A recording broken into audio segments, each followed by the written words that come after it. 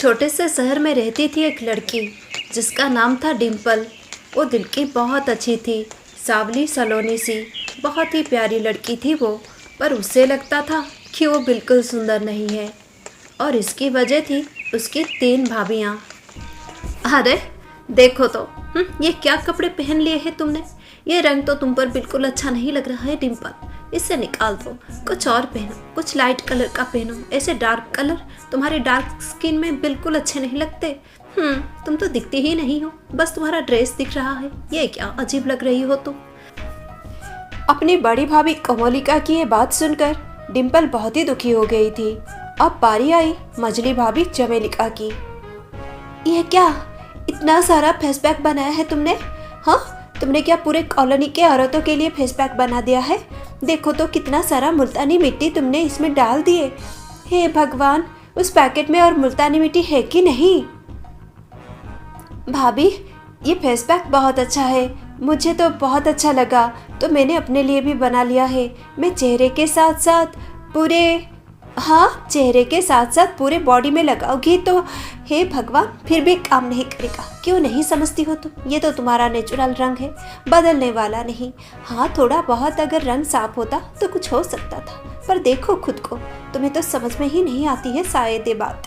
देखो, मेरा सारा मुल्तानी मिट्टी तुमने नष्ट कर दिया, इसमें डालकर वेस्ट कर दिया, जो किसी काम का नहीं है। थोड़ा सोचो, पैसे ऐसे आसमान से नहीं गिरते हैं। तुम्हें गोरा रंग चाहिए तो कुछ काम दाम करके खुद ही पैसे कमा लो, ऐसे दूसरों के पैसे बर्बाद ना किया करो। अब बारी आई उसके तीसरे भाभी जुमेलिका की।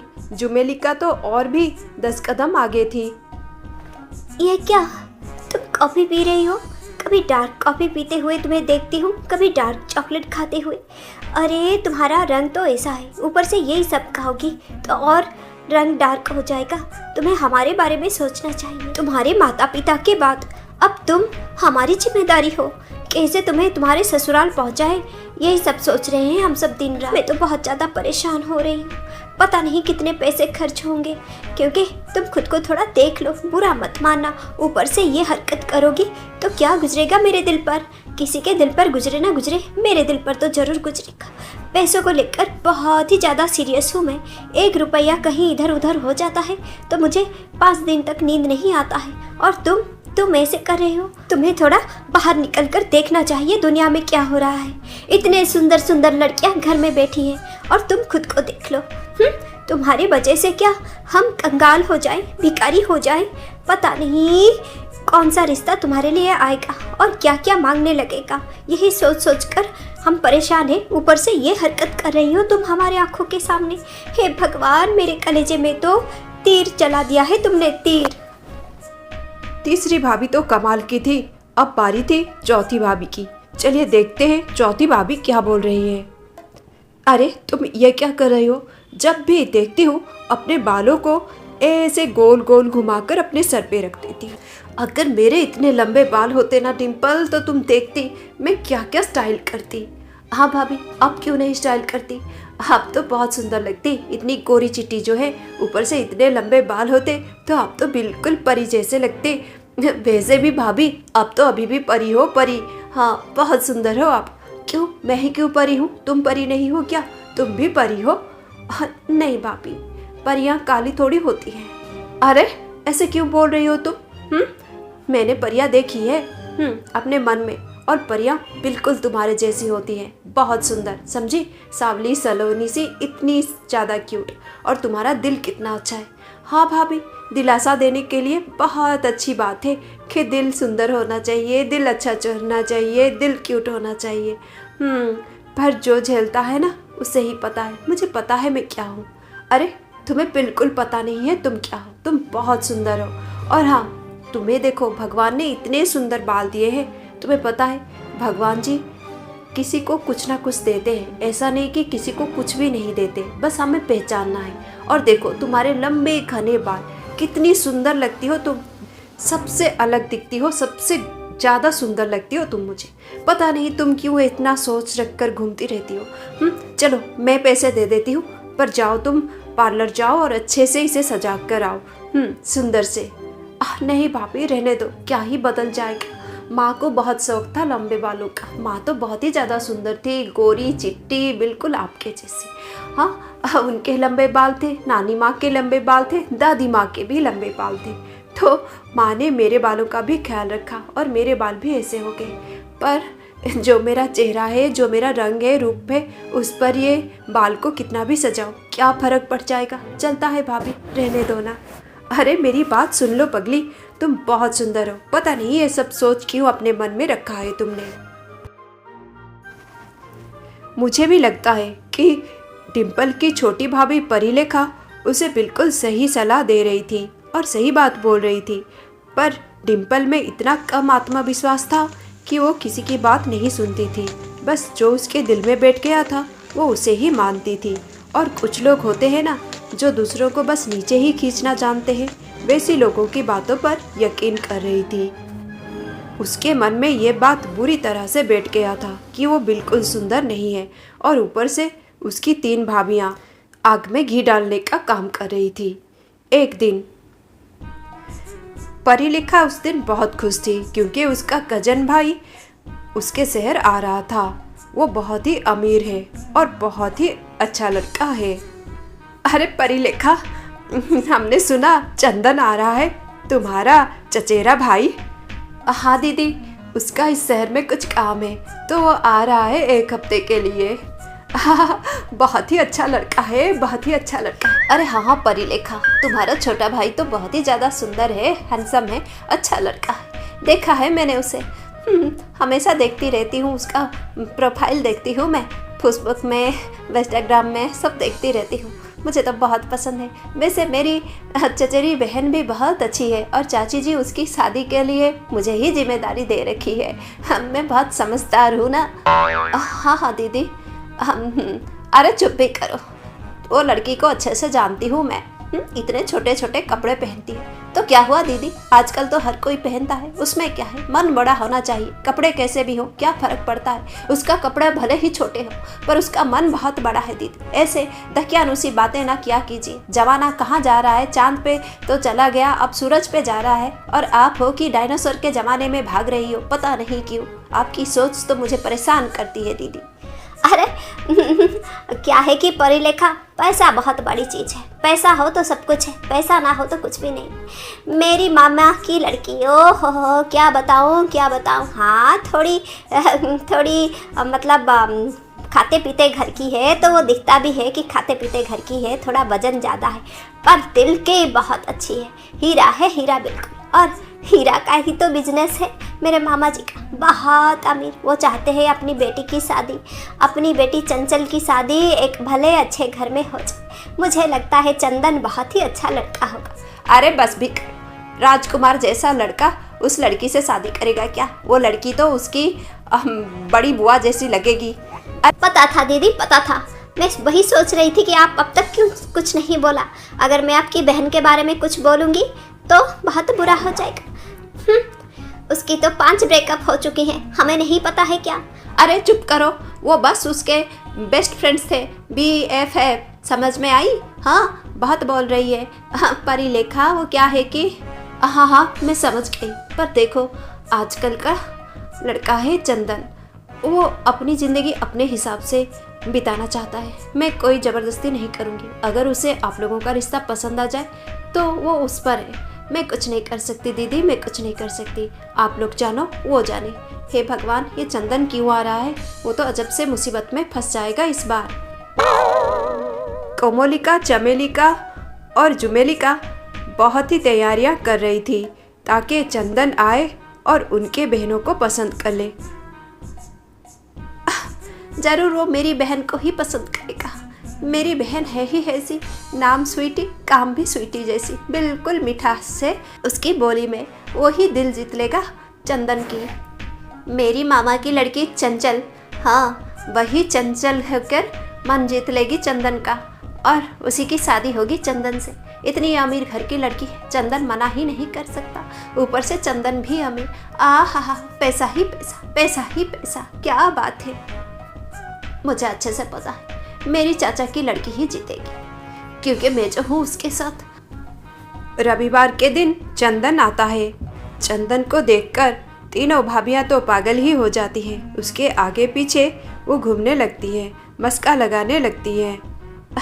ये खाओ ना, बहुत ही अच्छे से बनाया है मैंने अपने हाथों से बनाया है। अब मेरी बहन थोड़ी देर में आ जाएगी, तुम्हें बहुत अच्छा लगेगा। मुझे पता है चंदन तुम बोर हो रहे होगे। अरे चंदन क्यों बोर होगा, चंदन बोर हो ही नहीं सकता, उसकी पर्सनालिटी ही ऐसी है। तुम भी ना दीदी क्या क्या बोलती रहती हो।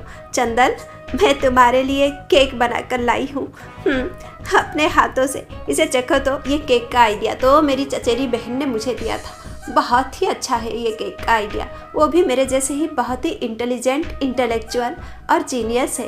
तुम्हें पसंद आएगा, खाकर तो देखो। चंदन, देखो ना मैं तुम्हारे लिए क्या लेकर आई हूँ। ये हीरो की अंगूठी लेकर आई हूँ। ये डिज़ाइन तो मेरी मामा की लड़की ने बनाया है, ज्वेलरी डिज़ाइन करती है। चंचल नाम है उसका, बहुत ही चंचल स्वभाव है। आ जाएगी ना, जल्दी आ जाएगी शाम को, तुम मिलोगे तो बहुत अच्छा लगेगा। हे भगवान, ये कहाँ फंस गया। पर देखो ये तो बहुत ही सच में कूल ही है, इसे तो कुछ भी फर्क नहीं पड़ रहा है। देखो कैसे एंजॉय कर रहा है। तभी कुछ देर में आ जाती है डिम्पल। ये क्या, डिम्पल तो बहुत ही अलग लग रही थी, बहुत ही प्यारी लग रही थी वो, सांवली सलोनी सी। और उसके बाल आज बहुत सुंदर लग रहे थे। अरे डिम्पल, तुमने मेरी बात मान ही ली। अब भाभी मानना ही पड़ा, आपने इतनी अच्छी बात जो बोली थी, मैं रात भर सोचती रही। हाँ भाभी, जो हमारे पास है हम उसी को लेकर आगे बढ़ते हैं। इंसान हमेशा सोचता है काश मेरे पास ये होता, काश मेरे पास वो होता, पर जो उसके पास होता है उस पर उसकी नज़र ही नहीं जाती। कभी कभी तो सच में भाभी, जो हमारे पास होता है ना वही काफ़ी होता है। और देखिए ना, मुझे कितनी तारीफ़ें मिली इस लंबे बाल के वजह से। पर भाभी इतना भी सीख मिला है मुझे कि तारीफ़ों से भी इंसान को कोई फ़र्क नहीं पड़ना चाहिए। कोई तारीफ़ करे या बुराई, हमें बस हमारा कर्म करना चाहिए। हाँ, हो गई ना थोड़ी बहुत फिलोसफी।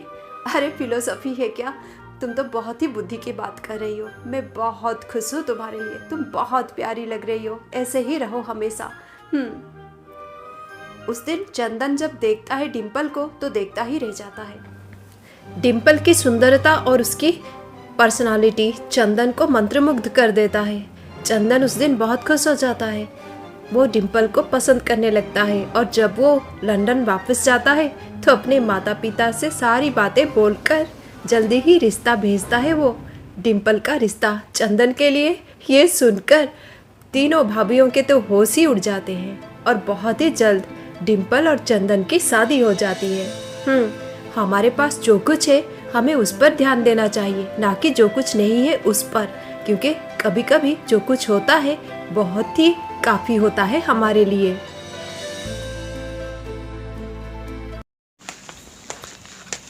एक छोटे से शहर में एक बहुत ही चालाक औरत रहती थी जिसका नाम था शकुंतला।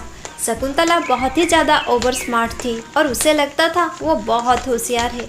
शकुंतला जैसी थी, उसकी बेटी पायल उससे 10 कदम आगे ही थी, अपने माँ के नक्श कदम पर चल रही थी। शकुंतला को लगता था एक गरीब घर की लड़की, एक गांव की लड़की उसके घर में बहू बनकर आ जाए तो वो उस पर हुक्म चलाएगी और वो लड़की मजबूरी के कारण कुछ भी नहीं बोल पाएगी। इसलिए वो अपने बेटे की शादी एक गांव की लड़की से कर दिया जो बहुत ही गरीब थी। हाँ, शगुन की शादी हो गई शकुंतला के बेटे अविनाश से। शगुन बहुत ही अच्छे दिल की लड़की थी, गांव में पली बड़ी थी, सीधी सादी थी और बहुत ही गरीब घर से आई थी। इस बात का फ़ायदा बहुत अच्छे से शकुंतला और उसकी बेटी पायल उठाती थी।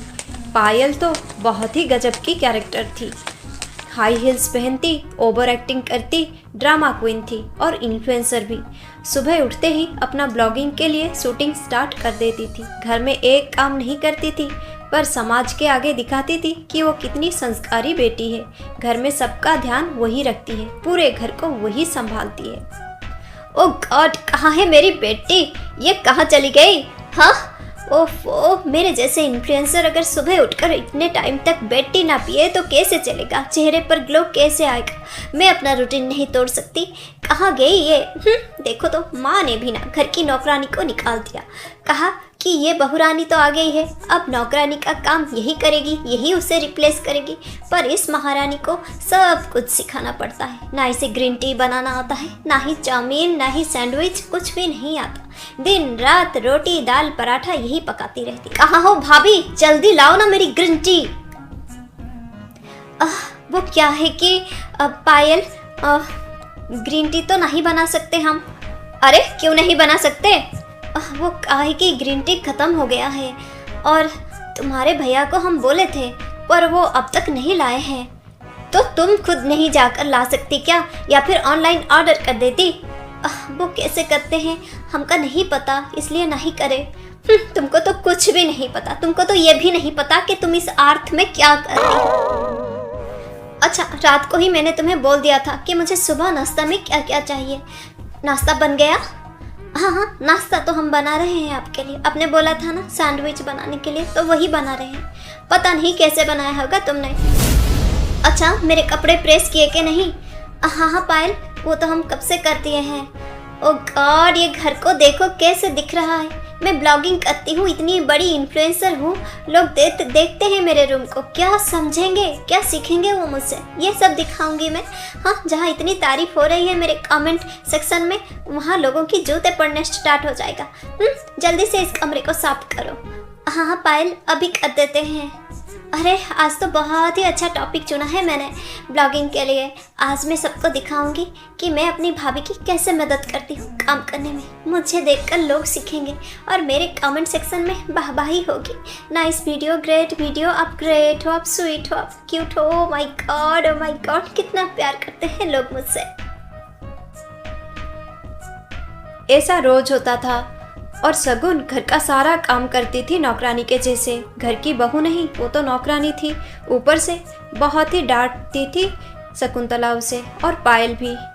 एक काम ढंग से नहीं करती हो तुम, कोई काम नहीं आता है तुम्हें। गांव की लड़की कहीं की, मूर्ख कहीं की, कुछ नहीं आता। सिखाती हूँ तभी नहीं आता। पता नहीं क्यों मैंने तुम्हें बहू बनाकर ले आया इस घर में, ऊपर से नौकरानी को काम से निकाल दिया। देखो मैं बोल देती हूँ, ये सब नहीं चलेगा। सीख लो जल्दी से क्या क्या करना होता है, नहीं होता है। घर हमेशा चकाचक चाहिए, खाना गर्म चाहिए और कपड़े लत्ता बिल्कुल साफ सुथरा चाहिए। हमें गंदगी बिल्कुल पसंद नहीं। समझ में आ गई बात? तुम गाँव में चाहे जैसे भी रहो, गाय गोबर जैसा, पर यहाँ वो सब नहीं चलेगा। यहाँ सब कुछ चकाचक चाहिए। समझ गई ना?